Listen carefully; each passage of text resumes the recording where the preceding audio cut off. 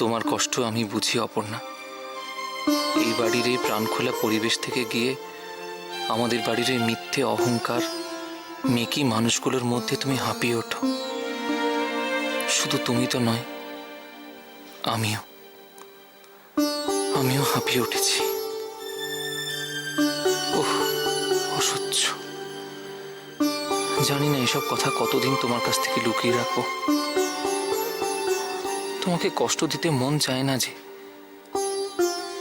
কিন্তু তোমার চোখকে ফাঁকি দিতে পারবো কি?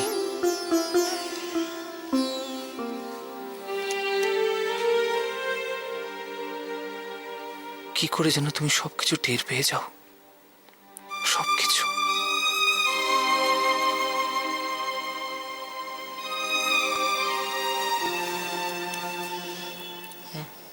ঘুমোনি এখনো? না গো, ঘুম আসছে না আজকে।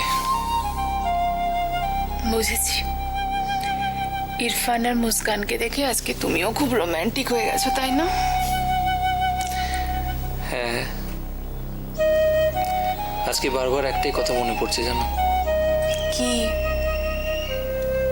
দিনগুলি মোর সোনার খাঁচায় রইল না।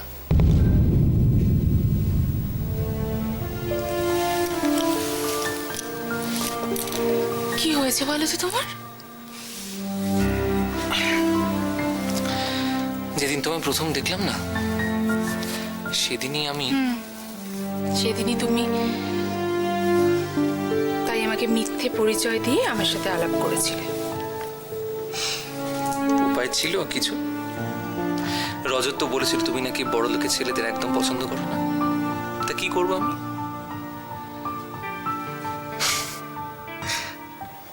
সত্যি সত্যি ভাগ্যিস রজত আর মধুরা ছিল। ঠিক, না হলে আমি কোনোদিন তোমাকে পেতামই না, আমাদের বিয়েটাই হতো না, বলো? আচ্ছা অপর্ণা,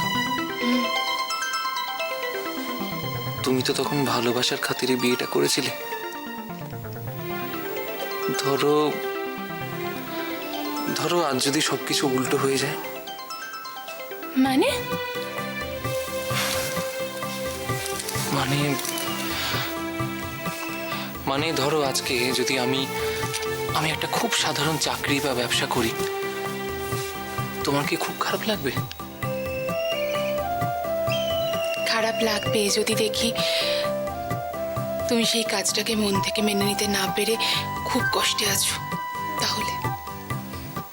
আর যদি সেটা না হয়? তুমি যাতে সুখী, তাতে আমিও সুখী। তুমি যদি ভালো থাকো তাহলে আমার কষ্ট কোথায়? এইটুকু বুঝতে পারো না?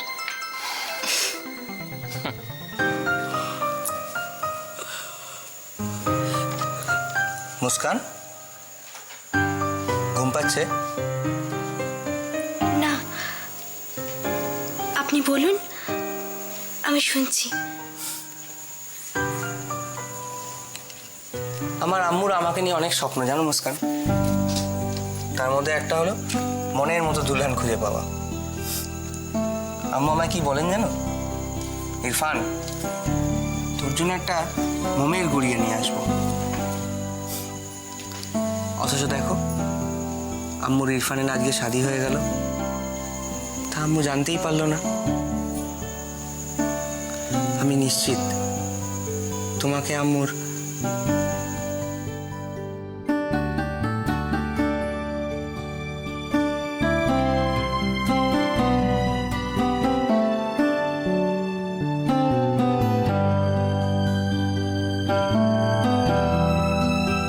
তোমাকে আম্মুর ভীষণ পছন্দ হবে। আমার পছন্দই আম্মুর পছন্দ।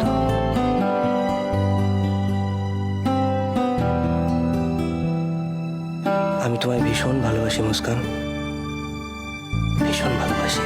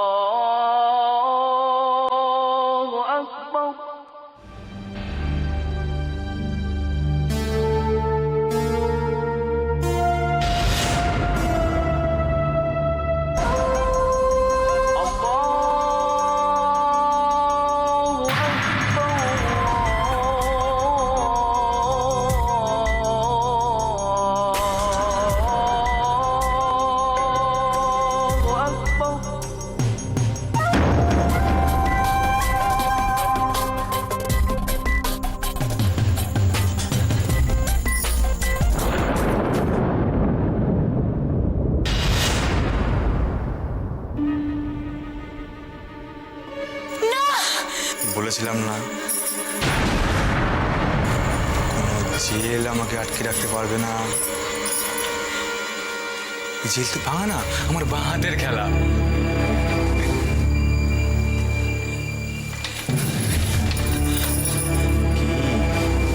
এবার কে বাঁচাবে তোমায়?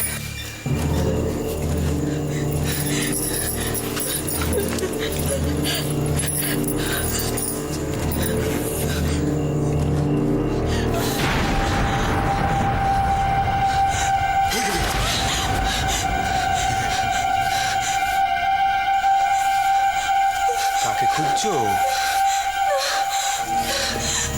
পুলিশ অফিসারকে?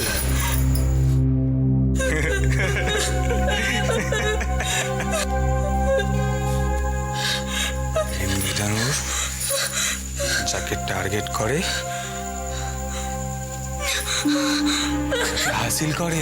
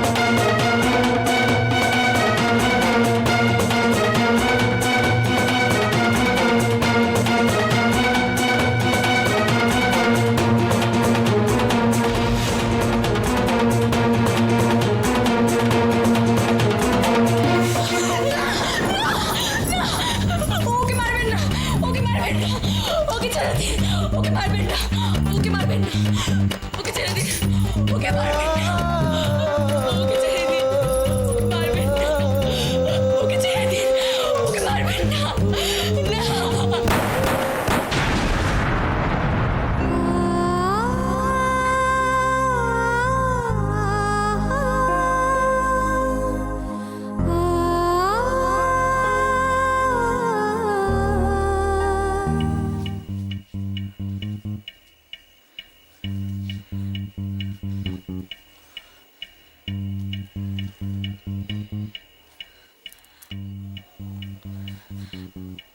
হ্যালো, রণ আছে? হ্যালো, কে? আমি আমি আসলে একটু ঘুমিয়ে পড়েছিলাম, তোমার এসএমএস দেখলাম, তাই ফোনটা করলাম। কিছু বলবে? হ্যাঁ, এতদিন হয়ে গেল, কিন্তু তোমার দিক থেকে কোনো রেসপন্স না পেয়ে এসএমএস করতে বাধ্য হলাম। আমি তো তোমাকে আগেও বলেছি, আর এখনো বলছি, এটা নিয়ে নতুন করে ভাবার তো কিছু নেই। তোমার যেটা মনে হয় তুমি সেটা করো। এসব নিয়ে পরে কোনো সমস্যা হোক, সেটা আমি চাই না। না,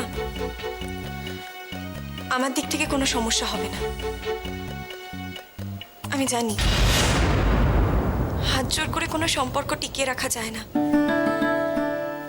সেটা আমি খুব ভালো করে জানি রনু। বাড়িতে সবাই জানে? না, এখনো আমি কাউকে বলিনি।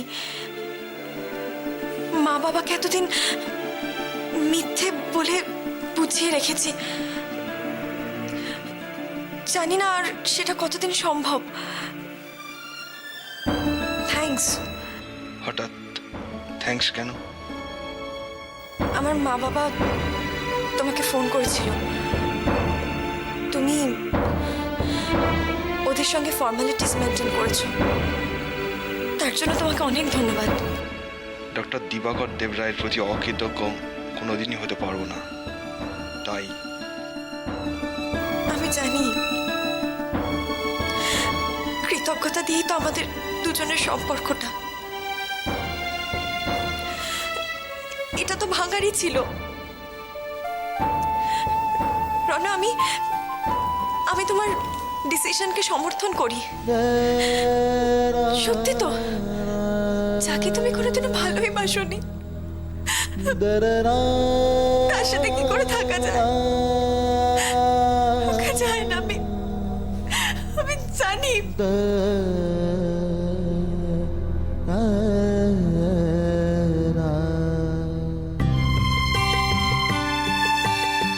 বুঝেছি, যতই তুমি সবার সঙ্গে হাসি খুশি থাকো, আমি ঠিক জানি বুকের মধ্যে কি একটা গভীর কষ্ট লুকিয়ে রেখেছো তুমি।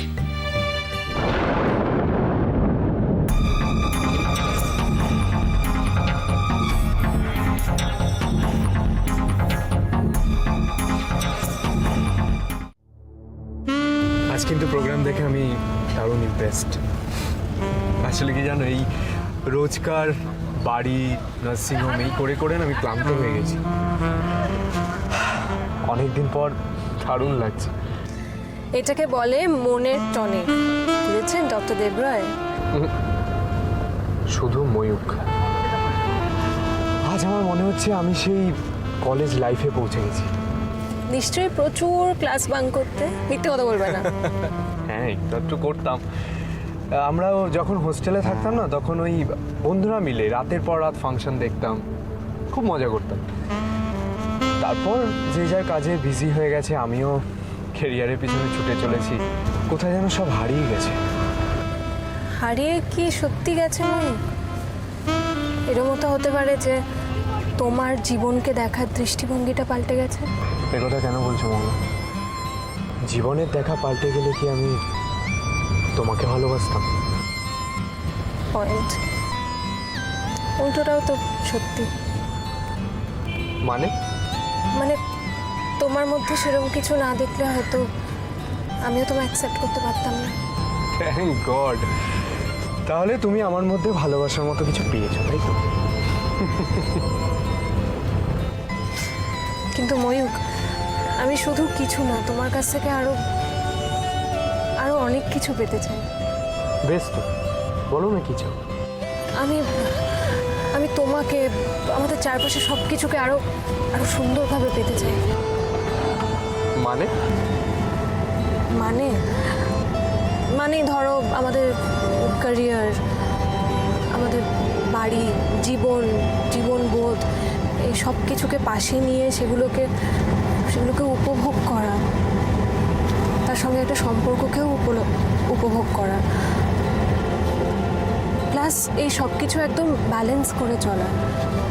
সেটা করতে পারলে তবেই তো আমাদের জীবনটা সুন্দর হয়ে ওঠে, তাই না?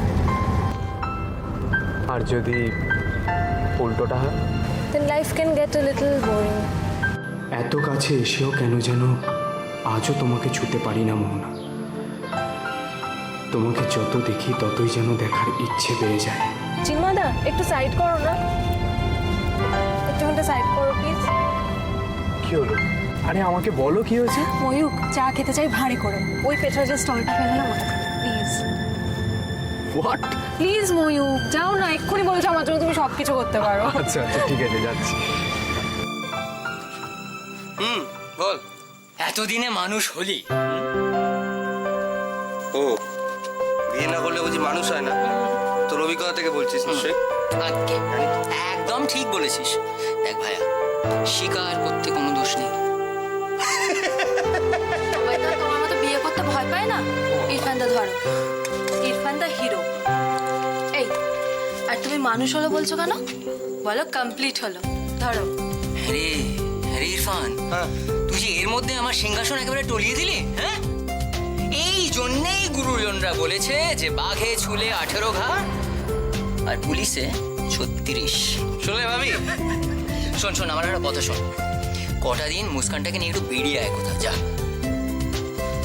যাবো, তবে তার আগে একটা ফ্ল্যাট দেখি, সেটেল হই। এই ছেলেটাকে নিয়ে যে কি করব? তোর কিসের তাড়া বলতো? হ্যাঁ, তোর কিসের তাড়া? আরে বাবা, কটা দিন এখানে একটু থাক না, ভালো মন্দ থাক। আর চাচি তো হজে গেছেন, ফিরুক না উনি। তার না রে, এইভাবে এখানে থাকাটা না খুব অস্বস্তিকর। তাছাড়া চাচা চাচি যা করছেন তা অনেক। আর আম্মুর দায়িত্ব মানে মুস্কানের আম্মুর দায়িত্ব তো এখন আমার না। আরে চাচির জন্য তোমাকে ভাবতে হবে না। আর ইরফান দা, ফ্ল্যাট কিনলে কিন্তু আমাদের বাড়ির কাছেই কিনতে হবে। হ্যাঁ, তা তো বটেই, যাতে যখন ইচ্ছে গিয়ে জানাতে পারো। মোটেই না, ইরফান দা যখন অফিসে যাবে মুস্কান যাতে আমাদের বাড়ি চলে আসতে পারে। তা না হলে ও সারাদিন বাড়িতে বসে কি করবে বলো তো? ঠিক ঠিক। এই কি ইরফান দা, তুমি তো কিছুই খেলে না, খাও খাও, খেয়ে নাও। না ভাবি, ঠিক খিদে নেই বুঝলে, সারা রাত জেগে আছি তো। জেগে আছে বেচারা সারা রাত। না না ঠিক আছে, তা বলিসনি, কিন্তু কি আর বলি, বলে ফেলেছি। ঠিক আছে ঠিক আছে, ভাবি জল খাবে? ভাবে জল খাবে, যাও যাও যাও, জল নিয়ে এসো। সারা রাত জেগে আছে বেচারা, জল খেয়ে না না না, ওই তো ভাবি আনতে গেছে। চা চা চা, মুস্কান মুস্কান, চা চা চা, চা সারা রাত। মোবাইল দিয়ে কি করবি? কাকে আর ডাকবি তুই মোবাইলে বল? যা দরকার ছিল সে তো চলে এসছে, আর মোবাইল নিয়ে কি হবে? কাকা এত খাটাখাটি গেছে, না খেলে যে রোগা হয়ে যাবি, খা। দেখালি বটে ছেলে। ম্যাম আপনার চা। ওয়েলকাম।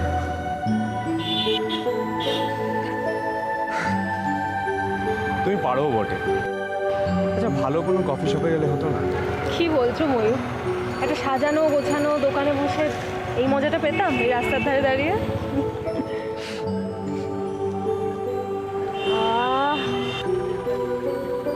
চাটা খেয়ে পুরো কলকাতার আড্ডার টেস্টটা মনে পড়ে গেল না? ঠিক বলেছো। আসলে কি জানো না, আমি একসময় যে বন্ধুদের সাথে প্রচুর আনন্দ করেছি, তারা আজকে সবাই না যে যার কাজে ব্যস্ত। কেউ কেউ বিদেশে থাকে, কেউ কেউ এখানে, কেউ কেউ রিসার্চ করছে। তাতে প্রবলেম কোথায়? না, প্রবলেম কিছু নয়, তবে আমাকেও তো ওদের সাথে তাল মিলিয়ে ওদের পাশে দাঁড়াবার যোগ্যতা তৈরি করতে হবে। কিন্তু কোনো কিন্তু থাকলে তো হবে না মোহনা। আমার জীবনের এখন একটাই উদ্দেশ্য, আমাকে অনেক উঁচুতে উঠতে হবে। বাস ময়ূক, ধরো এই ক্যারিয়ারের পেছনে ছোটার গতিটা তোমার এতটাই ফাস্ট হয়ে গেল যে সেই চলার পথে বা সেই দৌড়ানোর পথে আশেপাশের কাউকে কিচ্ছু তুমি লক্ষ্য করলে না। বাই দ্য টাইম তুমি থামলে তখন দেখলে চারিদিকে শুধুই অন্ধকার খাদ। সেদিন যে পাশে আর কাউকে পাবে না ময়ূক, তখন কি করবে? পারবে তো সেই যন্ত্রণা সহ্য করতে? Please Mohona, stop it. আমার জীবনের স্টিয়ারিং যেন সবসময় আমার হাতে থাকে, আমার কন্ট্রোলে। এটাই আমি চাই। তাতে যদি আমার ক্যারিয়ার গ্রাফটা একটু স্লো হয়ে যায়, হোক না, ক্ষতি কি? জানি জানি আমার কথাগুলো আজ তোমার ভালো লাগছে না, কিন্তু আমার বিশ্বাস তোমার ভেতরে যে ময়ূরটা ঘুমিয়ে আছে সে একদিন নিশ্চয়ই জেগে উঠবে।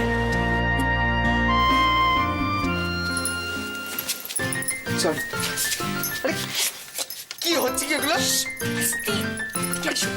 কি কেন বলো না? আরে কি হয়েছে বলবে তো? আচ্ছা এক মিনিট, আমি আসছি। দাঁড়াও না, বলছি তো একটা কথা আছে। আরে কি কথা আছে? সব আস্তে। জানো, একটা ঘটনা ঘটেছে।